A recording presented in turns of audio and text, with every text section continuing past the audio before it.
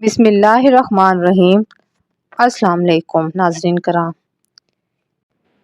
ایک ایسا عذاب جس نے 3 بڑے شہروں کو نیست و نابود کر کے رکھ دیا۔ ایسا کیا ہوا تھا کہ ایک عورت پتھر کے مجسمے میں تبدیل ہو گئی؟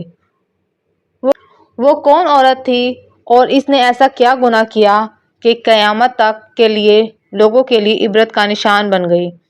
حضرت عیسیٰ علیہ السلام نے لوط علیہ السلام کی بیوی کو یاد رکھنے کی نصیحت کیوں کی تھی؟ اس ویڈیو میں ہم حضرت لوط علیہ السلام کی بیوی کے پتھر کا مجسمہ بننے کے واقعے کے بارے میں جانیں گے۔ اگر آپ ویڈیو میں نئے ہیں تو ویڈیو کو لائک کیجئے، چینل کو سبسکرائب کریں اور بیل آئیکن کو پریس کریں تاکہ انفو بائی بشریٰ شیخ میں آنے والی تمام ویڈیو کا نوٹیفیکیشن آپ سب کو ملتا رہے۔ قوم لوط تاریخ کی ایک ایسی قوم تھی جنہوں نے ایک گناہ کا ایک نیا راستہ اختیار کیا تھا، یعنی اس قوم کے مردوں سے جنسی تعلق بنایا کرتے تھے اور اپنی خواہشات پوری کرتے تھے۔ لہٰذا اللہ رب العزت نے انہیں اس گناہ کو چھوڑنے اور صحیح راہ پر لانے کے لیے حضرت لوط علیہ السلام کو ان علاقوں پر مبعوث فرمایا، جسے تاریخ میں سدوم کہا جاتا ہے۔ حضرت لوط علیہ السلام نے اپنی قوم کو بہت سمجھایا اور انہیں بہت ڈرایا اور کہا کہ یہ بدفعلی بہت بڑا گناہ ہے۔ اللہ تعالیٰ نے تمہارے لیے عورتوں کو پیدا فرمایا ہے، لہٰذا حلال طریقے سے اپنی خواہشات کو پورا کرو اور اس گندگی سے توبہ کر لو۔ لیکن ان کی قوم نے آپ علیہ السلام کی دعوت کو رد کر دیا اور انہوں نے کہا کہ اگر تمہارا رب ہم پر عذاب لانے والا ہے تو ہم تیار ہیں، تم اپنے رب سے عذاب کا مطالبہ کر دو۔ لہٰذا اللہ کا عذاب عنقریب ان پر قہر بن کے نازل ہونے والا تھا۔ ہوا یوں کہ پھر 3 فرشتے انسانی شکل میں حضرت لوط علیہ السلام کے گھر میں تشریف لائے اور انہوں نے کہا کہ ہم مسافر ہیں، رات بھر آپ کے گھر ٹھہرنا چاہتے ہیں۔ حضرت لوط علیہ السلام پریشان ہوئے کیونکہ سدوم کا کوئی شہری اگر ان خوبصورت نوجوان کو دیکھ لیتا تو وہ ان نوجوانوں کو پکڑ لیتے، کیونکہ یہ بدکار لوگ سدوم سے گزرنے والے مسافروں کو نہیں چھوڑتے تھے اور اگر کوئی راہ گیر وہاں سے گزر جاتا تو اس کو پکڑ کر زبردستی بدفعلی کا نشانہ بناتے۔ لوط علیہ السلام جانتے تھے کہ ان نوجوانوں کو قوم سے بچانا بہت مشکل ہے، لیکن پھر بھی آپ علیہ السلام نے نوجوانوں کو اپنے گھر پر پناہ دی۔ لوط علیہ السلام کی بیوی نے جب دیکھا کہ گھر میں خوبصورت نوجوان آئے ہوئے ہیں، اس کے دل میں شرارت سوجی۔ اس نے کہا کیوں نہ میں لوگوں کو ان نوجوانوں کے بارے میں بتا دوں تاکہ وہ ان لڑکوں کو پکڑ لیں۔ دراصل لوط علیہ السلام کی بیوی ابھی تک آپ علیہ السلام پر ایمان نہیں لائی تھی، وہ کافرہ اور منافقہ تھی اور اپنی قوم میں ہونے والے تمام تر برے کاموں کی حمایت کرتی تھی۔ امام قرطبی کے مطابق لوط علیہ السلام کی بیوی کا نام وائلہ یا والیہ تھا۔ وہ ایک معزز گھرانے سے تعلق رکھنے والی تھی۔ انجیل مقدس کے باب پیدائش میں لوط علیہ السلام کی بیوی کا ذکر موجود ہے لیکن نام موجود نہیں ہے۔ لہٰذا جب وائلہ کو علم ہوا کہ یہ خوبصورت نوجوان ہمارے ہاں ٹھہرنے والے ہیں تو اس نے فوراً سدوم کے شریر لوگوں کے پاس جا کر کہا تم یہاں کیا کرتے ہو؟ اور 3 نوجوان خوبصورت لڑکے لوط کے پاس میرے گھر ٹھہرے ہوئے ہیں، وہ بہت خوبصورت اور پرکشش چہرے والے لڑکے ہیں، تم لوگوں کو ان کو جا کر ضرور دیکھنا چاہیے۔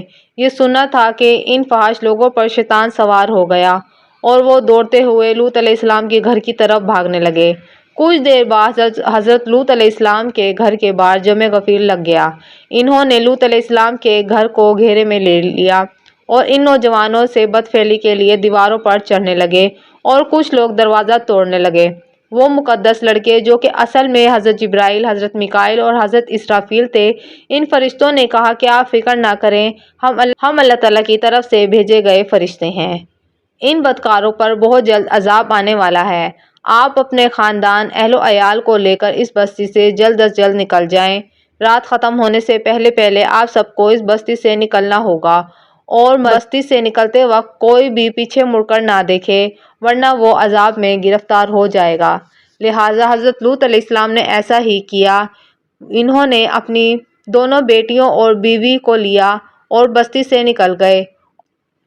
آسمان سرخ ہو رہا تھا، آسمان سے پتھروں کے مینا برس رہے تھے۔ ایسی خوفناک چیخ اور آواز آ رہی تھی کہ ہر روح کانپ اٹھی۔ اس دوران حضرت لوط علیہ السلام ان فرشتوں، اپنی بیٹیوں اور بیوی کے ساتھ جلدی جلدی قدم بڑھا رہے تھے اور چلتے ہوئے ان کی نظر غضب الہی کی وجہ سے نیچے جھکی ہوئی تھی۔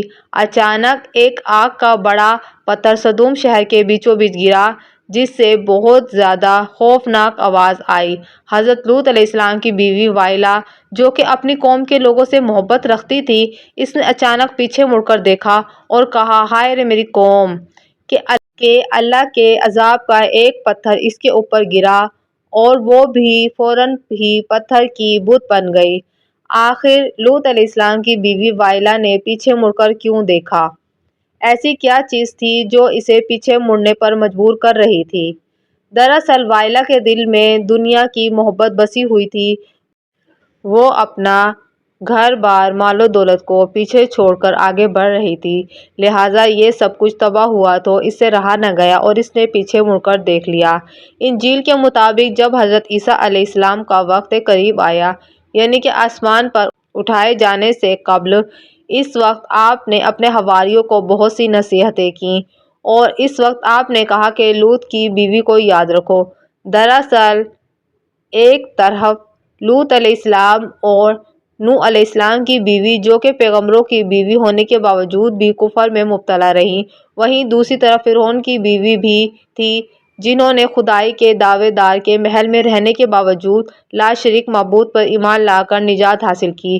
لہٰذا اللہ تعالیٰ نے قرآن مجید میں ارشاد فرمایا، اللہ تعالیٰ کافروں کے لیے نوح اور لوط کی بیوی کو مثال بنا کر پیش فرماتا ہے، وہ دونوں ہمارے بندوں میں سے دو نیک صالح بندوں کے نکاح میں تھیں، مگر دونوں نے خیانت کی، وہ اللہ کے مقابلے میں ان دونوں کے کچھ کام نہ آ سکیں، اور ان دونوں سے کہہ دیا گیا کہ جہنمیوں کے مقابلے میں ان دونوں کو جہنم میں پیش کیا جائے گا۔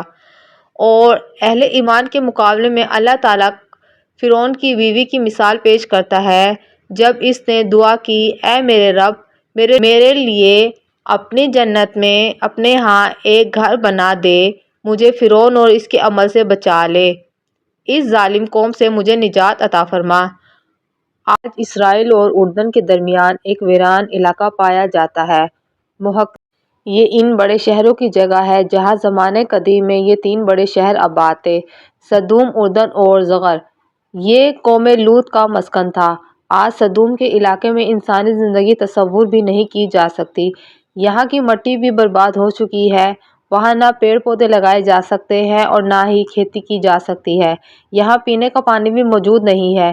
کچھ سال پہلے ایک ریسرچر نے بحیرہ مردار کے پاس ایک پتھر کا کھمبا دریافت کیا جو دیکھنے میں ایک انسان کی طرح لگتا تھا۔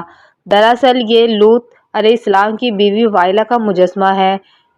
یہ مجسمہ آج اردن کے ماؤنٹ سودن نامی پہاڑ پر موجود ہے، جو کہ نہ صرف حیران کن ہے بلکہ دنیا کے ہر شخص کے لیے نشان عبرت ہے۔